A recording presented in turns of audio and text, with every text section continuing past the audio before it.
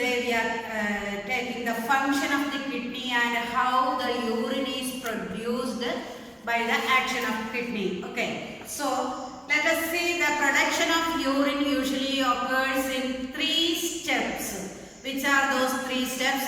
First one is ultrafiltration, second one is reabsorption, and third one is tubular secretion. So by these 3 steps urine formation takes place in human body.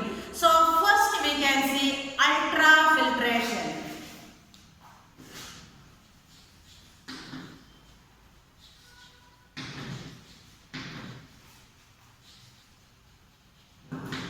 So first one is ultrafiltration. So let us see what is meant by ultrafiltration. So you can see that blood flows through the glomerulus under great pressure.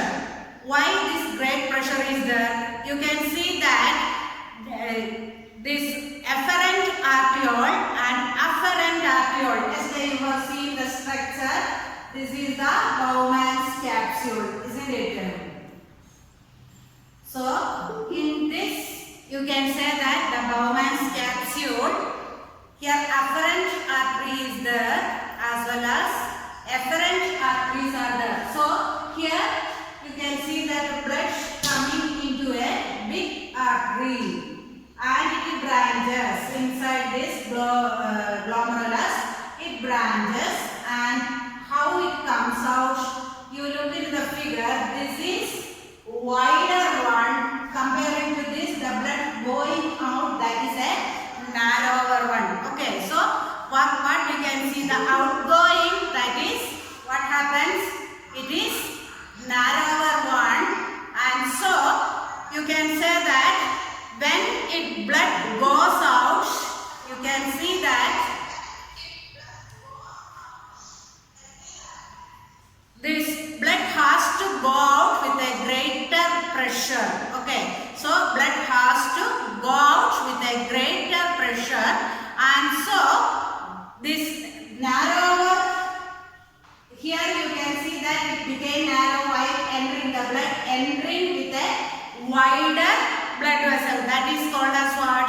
Afferent arteriole. What is it called?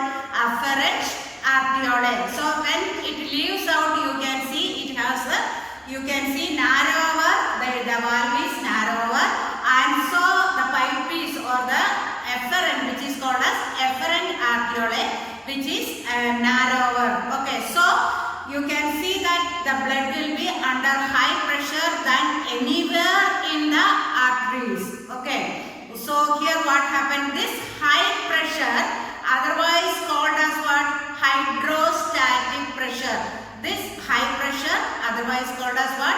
Hydrostatic pressure, causes the liquid part of the blood to filter out. So from here you can see that this is called as glomerulus, and from here the liquid part will be come out through this, so that all the solid part will be left here. Okay, so only the liquid part will be coming out, and that filtrate is called as, you can see, ultrafiltrate, and the process is called as what? Ultrafiltration. During ultrafiltration, almost all the liquid part of the blood substances, what are those liquid part? You can see plasma along with organic and inorganic substances including urea, glucose, amino acid, etc. will be filtered out through this glomerulus.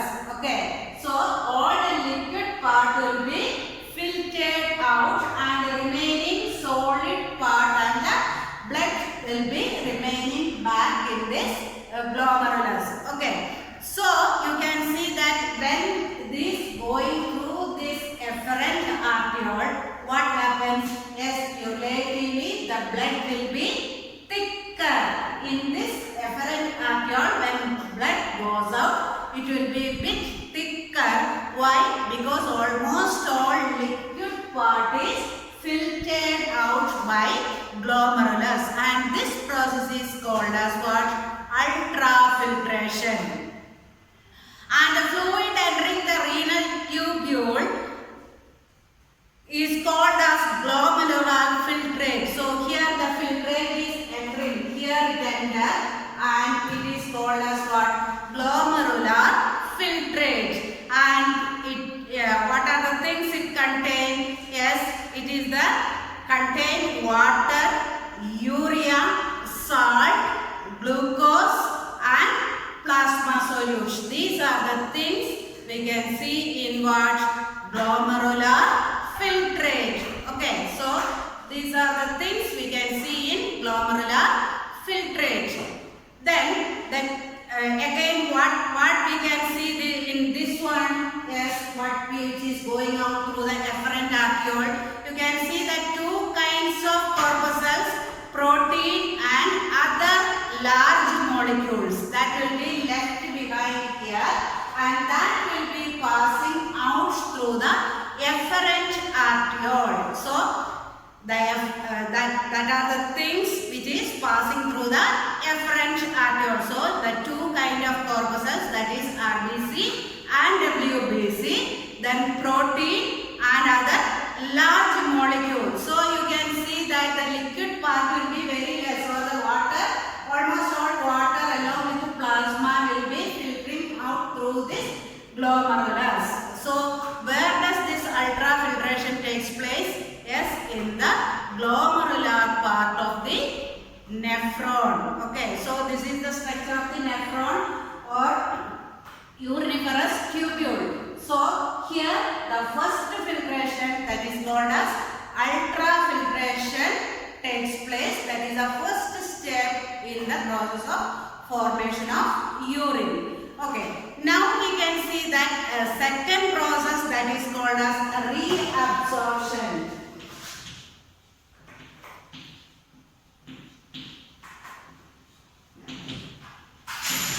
So the second step of this urine formation is nothing but reabsorption. How does this take place and where does this take place?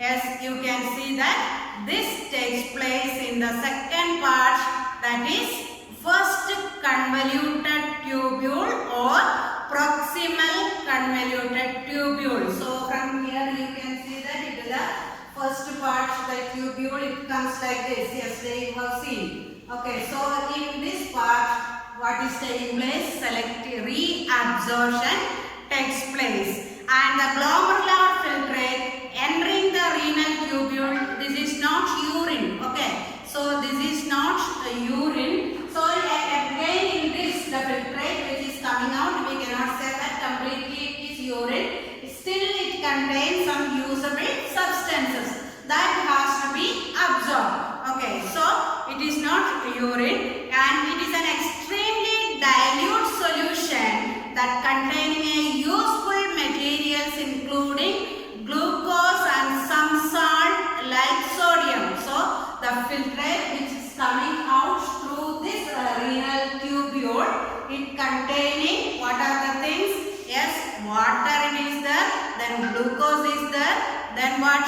Yes, again some sodium also it is there. As the filtrate passes down the tubule, much of the water is reabsorbed together as the useful substance. So as this filtrate is passing through the first convoluted tubule, that is this proximal convoluted tubule or PCT, much of the water and usable substance will be absorbed by these tubes. Okay, that's why this is called as selective absorption. So what are the things needed again? That will be absorbed by the renal tubule. So it is called as selective absorption.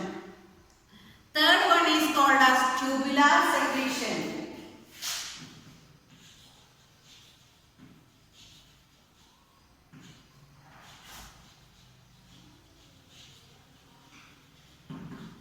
So third process of urine formation is called as what? Tubular secretion. And still certain substances like potassium, you can say in the normal course, a large number of foreign chemicals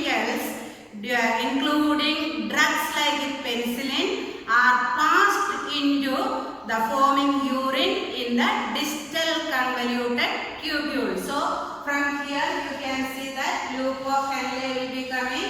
From there again, what? The next part which is called as what? Distal convoluted tubule. So here, still again any potassium ion is needed, that will be absorbed. And the remaining thing, what is called as what? Urine. Okay. So that will be entering into the pelvis part of the kidney. Okay. So you can see this takes place, that is tubular secretion that takes place in the which part of, okay, that is second convoluted tubule, otherwise called as distal convoluted tubule. So this is the first convoluted tubule, this is the second convoluted tubule. So this takes place, that is tubular secretion that takes place in the second convoluted part, otherwise called as distal convoluted tubule. So the filtrate left after reabsorption and tubular secretion is called as what? Urine. So the remaining thing that is called as what? Urine. So let us see what are the, we can summarize these three steps, how the, in which part it is taking. First in the glomerulus, that is here the Bowman's capsule, in this the cup shaped structure. Then what happened? Ultrafiltration takes place. So you can see almost all liquid part including plasma will be filtered out, and the remaining blood RBC, WBC etc. will be remaining in this glomerulus, pass out through this efferent arteriole. So great pressure is needed because these are having narrow walls. Comparing to the afferent arteriole, this efferent arteriole having narrow walls. So here you can see that it has to be under great pressure. Second, in Bowman's capsule, this structure, this cup-like structure is called as Bowman's capsule. There what process? Receives the glomerular filtrate. So here you can see that in this Bowman's capsule, here it is, from here the blood will be filtrate, and then the Bowman's capsule receives the filtrate. Okay, that filtrate is called as what? Glomerular filtrate. Next you can see the part that is proximal convoluted tubule, PCT, proximal convoluted tubule. There what changes takes place? Reabsorb most of the water and much of glucose and sodium chloride and ions. So here in the first part you can see absorption of these things takes place. Then next part, which is called as loop of Henle, a long U-shaped tube that is called as loop of Henle. And there also what takes place is some absorption of water and sodium ions will be taking place in the loop of Henle. And next the last part that is called as distal convoluted tubule or the second convoluted tubule. There what happens is you can see that reabsorption of the remaining chlorides and some water takes place, and the walls. So here the walls, that is distal convoluted tubules, walls you can see secrete potassium and chlorine chemicals such as penicillin and drugs into the, and the together form what? Yes, that together form urine. Okay. All these steps involved in the urine production requires energy. Hence, oxygen demand of kidneys is 6 to 7 times higher than what is required by the muscle. So, the production of urine, it requires what? Energy is needed. So, you can say that how much energy is needed by our muscle. Comparing to the muscles, you can say that kidney needs more energy because urine formation, it has involved in the production of this urine formation require more amount of energy. Now, how the urine is excreted out? Final urine passes into the collecting duct of the pelvis. So kidney structure, if you are drawing one kidney, I am showing. So this is the kidney and this is the wider region, and this region is called as, yesterday you have seen, this wider region, it is called as what? As pelvis. So here these structures are present in the cortex region as well as in the medulla region. Outer region is called as what? Cortex, and inside region is called as what? Medulla. Okay. So this goes on. So this urine formed here entered where? Into the pelvis region of the kidney. Then what happens? Then it passes to the ureter. So the two tubes from each kidney. Here one kidney I am showing you. So from here it passes to the next part, that is called as what? Ureter. So here you can see that this is the pelvis region. From the pelvis region you can say that this urine enters into the next part. Here the yellow colored tube you can see, that is called as what? Ureter. And this is a continuous process. Every time drop by drop the urine will be coming and collecting into the next part, which is called as urinary bladder. From both sides the ureter comes and where it reaches? Yes, it reaches the urinary bladder, a bag-like structure which is called as urinary bladder. And there in the urinary bladder, the next opening is called as urethra. The last opening, that is called as, this is urinary bladder and this is urethra. So near the urinary bladder and urethra, a set of muscles are present, and that muscle is called as what? Sphincter muscle. So when the bladder is almost full, what happens? The sphincter muscle will be relaxing, and then the process of urination or passing out the urine takes place, and this process is called as micturition. So what is micturition? The process of excreting urine from the body is called as micturition.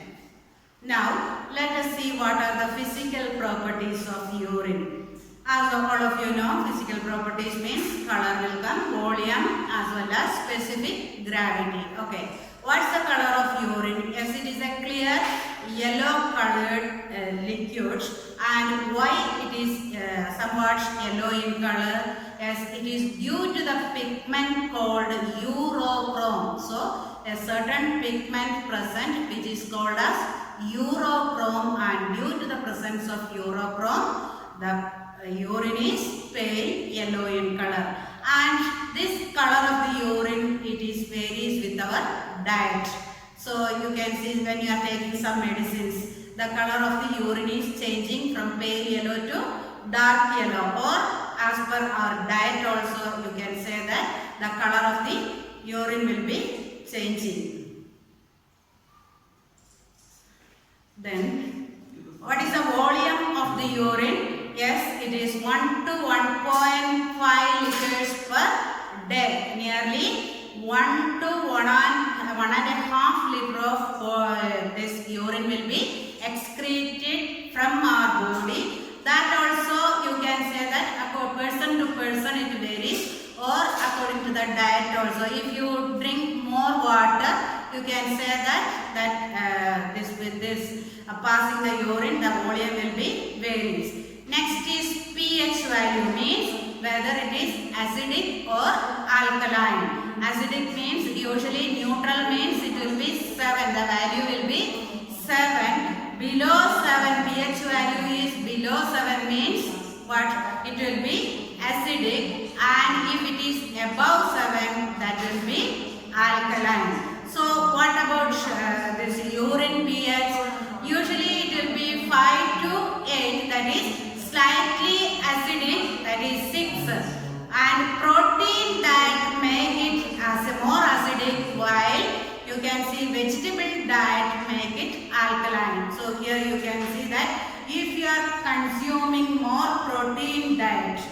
I mean fish, meat, etc. Usually urine will be turned into bit acidic in nature, whereas if you consume more vegetables, usually urine will be alkaline in nature. So it varies from 5 to 8. That means if it comes below 7, that is 6 or 5, that will be alkaline. Usually those who are taking vegetables in their diet, that is this urine will be usually alkaline in nature. If you are consuming more protein diet, egg, meat, fish, etc., usually this value may go up to 8. That is bit alkaline in nature, acidic and alkaline in nature. Then what is the odor? Odor means what? Smell. On standing, that is urine, if it is collecting in some place, it will become the smell you can identify it. If it is standing, the smell or the odor becomes strong. And why this odor? Yes, that is due to the presence of ammonia and the other salts which is present in the urine. Okay, and again some bacterial activity also will taking place in the standing urine. Standing means still. Okay, then what's the specific gravity? It is 1.003 to 1.035. This is the specific gravity of urine. So now you understood what are the physical properties of urine. So color, pH value, odor and specific gravity.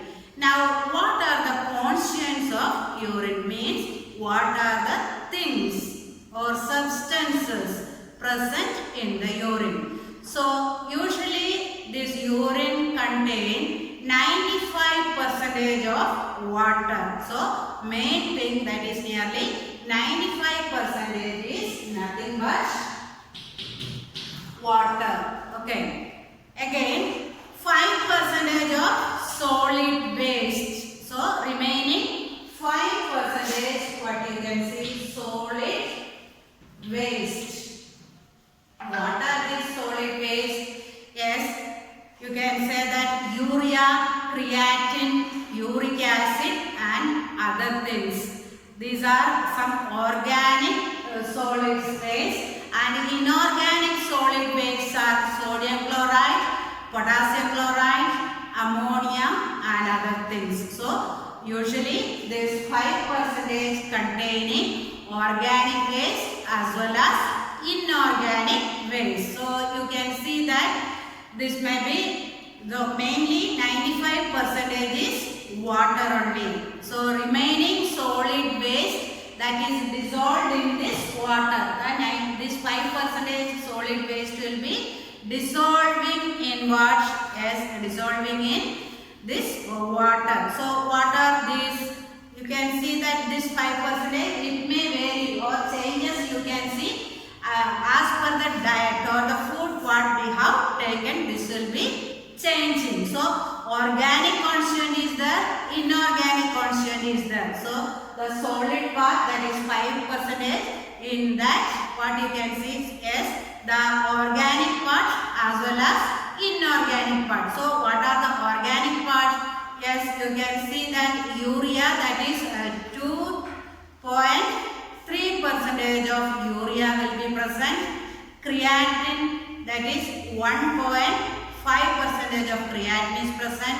Then uric acid is 0.7% and other things 2.6%. So these are the organic materials dissolved in this urine. Okay. Now we can see the inorganic substances. What are the inorganic substances that are dissolved in urine? First one is sodium chloride, that is 9% it is present, and potassium chloride, that is 2.5%, ammonia 0.6% and other things 2.5%. So these together constitute the remaining 5%. So total 100%, in that 95% is water.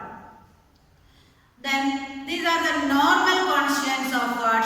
Urine. Now let us see what are the abnormal constituents of water. So sometimes you can see we may get some diseases. So through urine, what are the things coming out? So first thing is blood cells.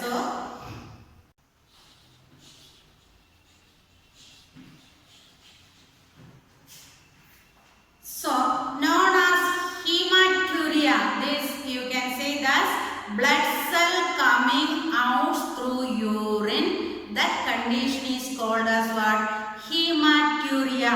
And in this condition, blood passes with the urine due to some infection in the urinary tract or due to the presence of kidney stone or some tumor in the kidney. So why these blood cells are coming out through the urine? Yes, due to some reason, like sometime what happens, kidney stones may be present in the kidney. So that's why it is advised that we have to drink sufficient amount of water. Okay, along with our diet, you have to drink sufficient amount of water, otherwise there is a probability of forming this kidney stone. So kidney stones may be present. Due to that, sometimes blood cells may appear in the urine, or sometimes there may be some infection in the urinary tract. Urine passing tube, some infection may be there, or sometimes some tumor may be formed in the kidney. So due to these reasons, sometimes blood cell will appear in the urine, and that condition is called as what? Hematuria. Second one is sometimes glucose. More glucose will be excreted through urine. So you know this condition already. What is it called? Usually diabetes mellitus. That is sugar patients, usually through their urine, lot of sugar or what we can say glucose will be excreting out. And in a condition called, that condition is called as glycosuria. That condition is called as glycosuria, where glucose, excess glucose will be excreting out or passing out along with urine, and that condition is called as glycosuria. And due to what condition this glucose is going out? Yes, due to diabetes mellitus. That is nothing but sugar. Okay. Next, third thing is that along with urine, albumin is passing out. So what is going out? Albumin is going out due to high blood pressure or due to increased permeability of the Bowman's capsule. Albumin proteins may pass out with the urine. So you can say that this Bowman's capsule you have seen already. This is the U-shaped or cup-shaped. So if the permeability, if more permeability is there, so the wall is more permeable, what happens? More albumin will be excreting out through this from the glomerulus.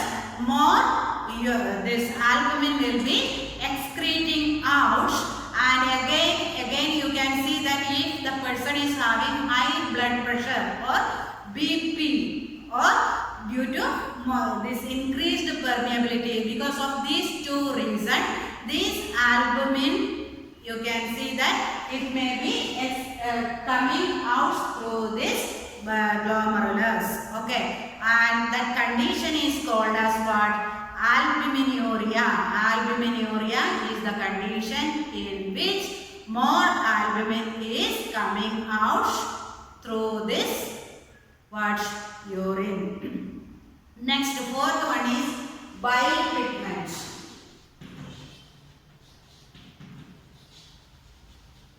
Where this bile is produced, children? Yes, the bile is produced nowhere else but in the liver. Okay. So this bile pigment, how it will be excreted out through the urine? Due to anemia or hepatitis. What is meant by hepatitis?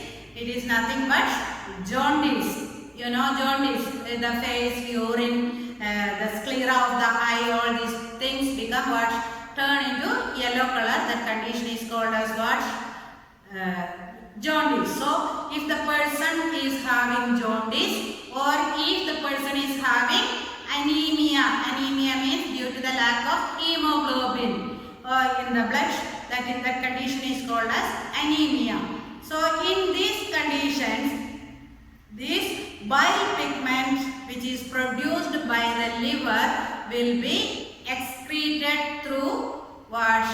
This glomerulus, and it comes out in the urine. Okay. Again, if your liver has some problem, just like liver cirrhosis, so it's a disease that is affecting liver. Even jaundice also, that first it will affect what?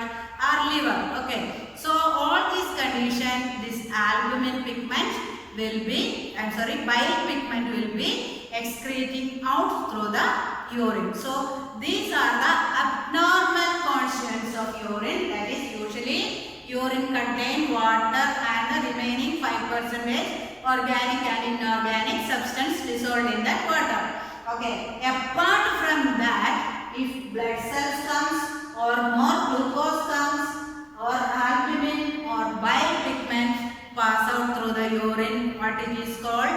Yes, that is called as what? Abnormal constituents in urine. Then what's the taste of urine? Yes, usually you know it is what? Saltish in taste. But if the person is suffering from diabetes mellitus, you can say that excess glucose will be excreting out through the urine and it become what? Yes, sweetish in taste. And when it is tasteless, that condition is called as diabetes insipidus. So the condition, not diabetes mellitus. Diabetes mellitus, urine will be sweet in taste because more glucose is excreting out through the urine. So still there is another condition which is called as diabetes insipidus. So in that case, urine become tasteless. It will not be this saltish in taste, or it will not be sweet in taste, and it will be tasteless. And how it will become tasteless? Due to the much water in the urine. More water is excreting out through the urine, and that condition is called as diabetes insipidus. Okay. So this is due to the insufficient ADH hormone, this hormone which is present in the pituitary gland. So more about this you will study in the lesson hormone. After 2 more lessons you will be learning. Pituitary gland is a gland located at the base of the brain. Okay, so if this pituitary gland produce less ADH hormone, you can say that along with the urine, more water will be excreted out from the body, and this condition is called as diabetes insipidus. Now, regulation of urine output. How this regulation takes place is when urine passes out of the body. So, the pituitary gland and diuresis. How this condition? Pituitary gland connected with diuresis. Concentration of the urine by water reabsorption is controlled by antidiuretic hormone, that is ADH or antidiuretic hormone. About this hormone you will study in the other lesson. Okay. So always this water control is connected with the pituitary gland, especially the hormone produced by ADH, that is antidiuretic hormone. Okay. So it is produced by the posterior part of the pituitary gland. If this ADH secretion, antidiuretic hormone secretion is reduced, so what will happen? There is an increased production of urine. So if this ADH secretion is less, what happens? Urine production will become more, and this condition is called as what? Diuresis. What is it called? Diuresis, that is passing out more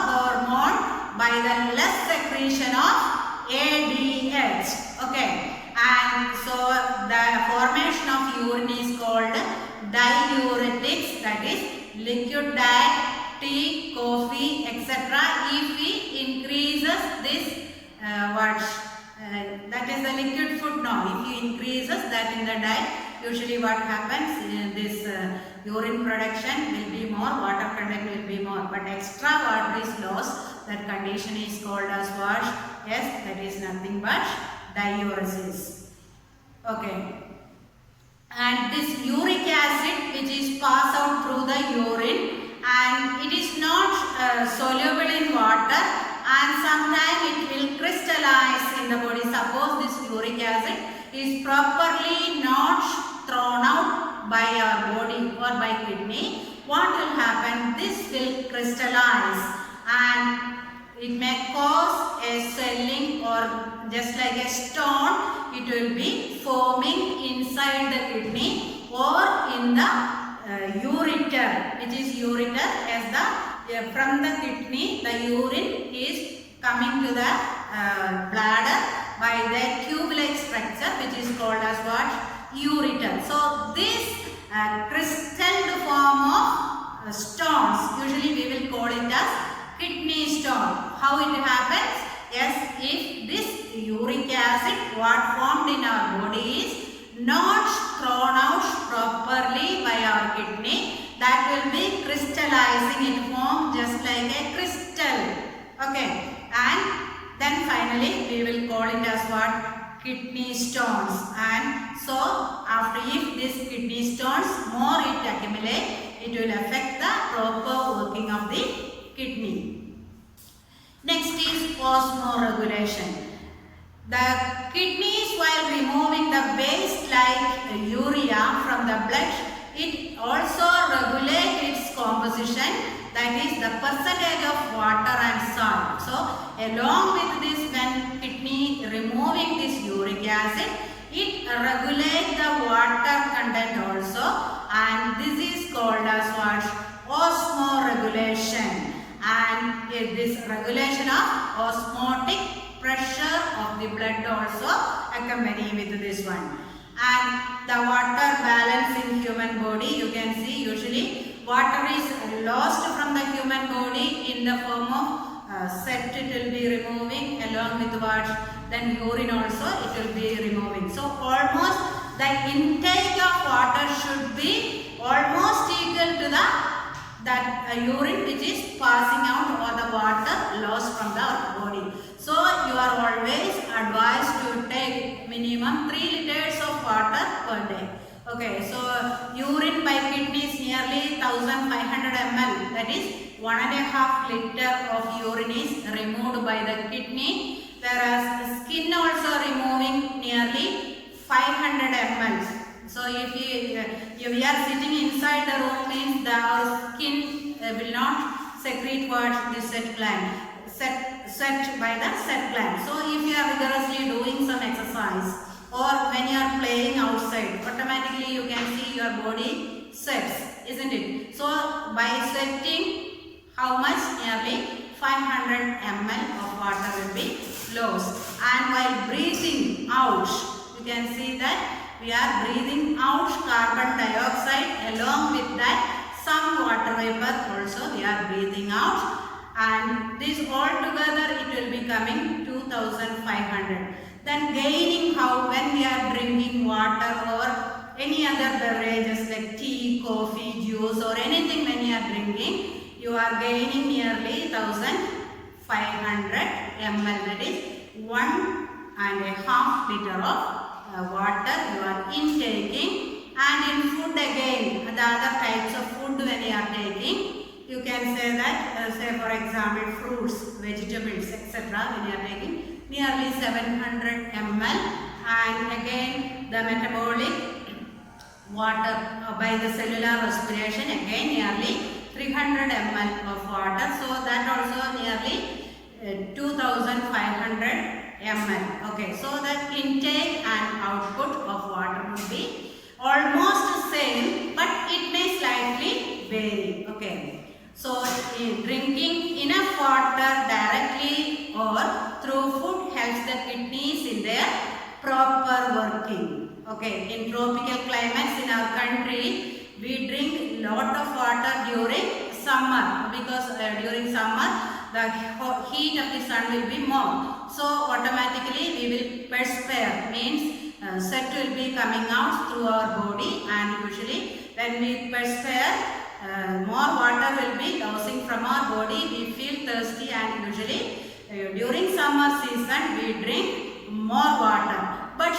during summer, another thing you can see that we urinate fewer times only. So whereas in a winter season or in a rainy season, you can see that the sensation of urination will be more times per day. Whereas in summer we urinate fewer times than winter, and usually you can see that in summer season when we pass out urine, it will be relatively thicker also. How? Because most of the water will be perspiring out, or through perspiration this sweat will be going out from our body, or the water content will be going out of the body, and the urine becomes somewhat thick.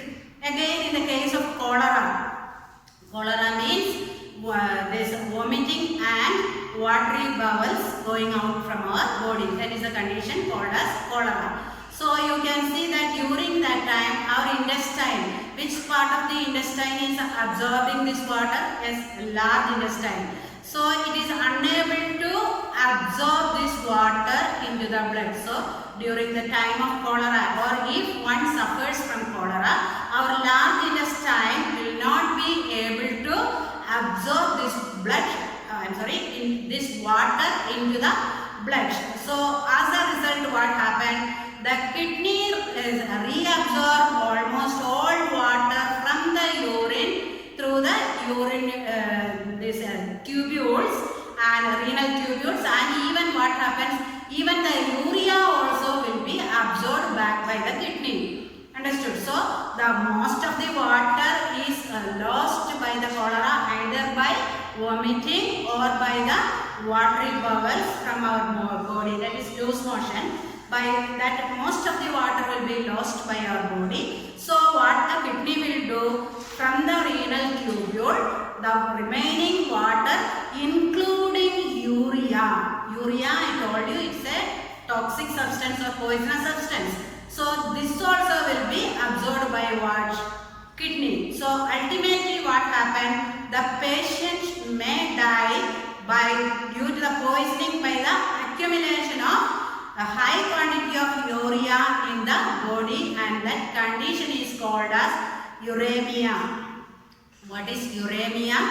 Due to cholera, one may lose more water from the body either by vomiting or watery bowels. Okay. So what our kidney will do? Our kidney will absorb the remaining water along with the urea. Otherwise this urea will be excreted out from our body with urine. Okay. So that will not take place in the case of cholera. So along with the whatever water is present, that water will be absorbed, and along that urea also will be absorbed. You can see that along with cholera, if anyone go to the hospital, immediately doctors will give this drips, that is glucose, water and some salt they will be giving to our body, because total dehydration of the body takes place. Water content totally it will be lost, and along with that what this urea content will become more in the body, and that condition is called as uremia. Okay. So immediately that doctors will give oral dehydration solution, that is called as ORS, either through the mouth or by glucose saline drips also they will be giving. The last term is artificial kidney. So you might have heard about artificial kidney. That is nothing but a dialysis machine. So suppose a person's kidney is a failure, so doctors will advise to do the dialysis. What it is you can see. So if one of the kidney is removed for some reason, or one of the kidney is damaged in our body, you can see that normally the other kidney, we have two kidneys in that, the other kidney will do all these function. Okay, all the normal function one kidney can do. But suppose the both kidneys are having some problem or under damage, you can see that the kidney will not be able to filter out all the this inorganic and organic salt along with water.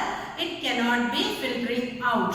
So you can see that this lead to death. So in that case, artificial kidney, otherwise called as dialysis machine. So those who are having diabetes mellitus, after a prolonged period, you can see that their kidney will become under damage and they are going for dialysis very frequently, sometimes 2 times per week or 3 times per week, like that you can see. In severe condition, you can see that alternate days or daily dialysis may take place. So what is meant by dialysis machine? The patient's blood is taken from this radial artery of the hand and connected to the machine. That machine is called as what? Dialysis machine, and this machine will purify or filter out this remaining salt and extra water. This machine will be filtering out, and then that remaining blood will be entering through another pipe. That is nothing but dialysis machine, and the process is called as what? Dialysis. So this is called as what? Artificial kidney. So if one's kidney is in permanent damage, we have to undergo this dialysis. Okay, with this lesson ends.